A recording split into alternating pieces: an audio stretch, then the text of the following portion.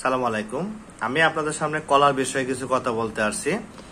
আমি আমার রোগী এবং আমার যারা আছে ফলোয়ার আছে সবাইকে আমি একটা কথাই বলি যে ভাই, ঢাকা শহরের কলাগুলা, সবরি কলা, সাগর কলা, চাম্পা কলা, এগুলা খাবেন না। কেন খাবেন না? কারণ এগুলা হাইব্রিড। এগুলোর মধ্যে যদি মেডিসিন দেয় কালার আরো সুন্দর আসে, কিন্তু শেষ পর্যায়ে গিয়ে কলাগুলোর মধ্যে স্পট পড়ে যায়। আর আমাদের দেশি কলাগুলা, এই যে কলাটা, এটা হচ্ছে আমাদের দেশি কলা, হ্যাঁ, আমাদের দেশি জাত।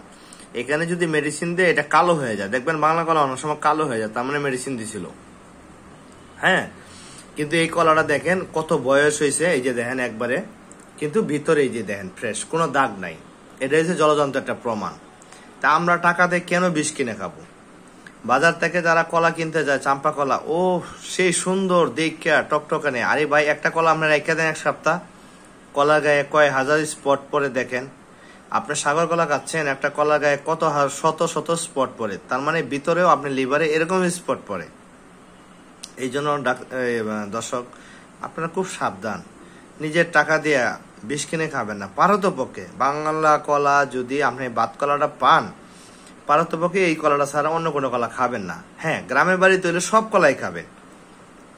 আর শহরে যখনই আসে, আপনি একজন আড়তদার, আপনি একটা কলা বিক্রি করবেন, আপনার কাছে 100 সরি আছে, আপনার আড়তের আজকে ভাড়া আছে 2000 টাকা। এখন এই সরিগুলা বেচতে যদি 3 দিন লাগে, আপনি 3 দিন পরে যদি এই কলাগুলা বেচছে আপনার 10,000 টাকা লাভ করেন, আর 3 দিনে যদি 6,000 7,000 টাকা আপনার খরচ হয়ে যায়, তাহলে তো লস।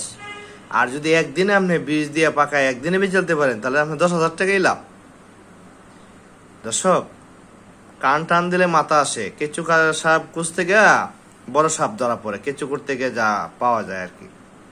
এখন আপনারা ছোট ছোট বিষয়ে ধরবেন, সন্দেহ করবেন, কারণ ছোট জিনিসই অনেক বড় হইয়া শরীরে আসে। আপনার ভবিষ্যতে এটা আপনার কাছে ধরা দিবে। এই জন্য দর্শক, আমার এই কথাগুলো মানবেন, জানবেন, ভালো থাকবেন। সুস্থ হওয়ার আগেই, অসুস্থ হওয়ার আগেই জানুন ও মানুন। ভালো থাকেন।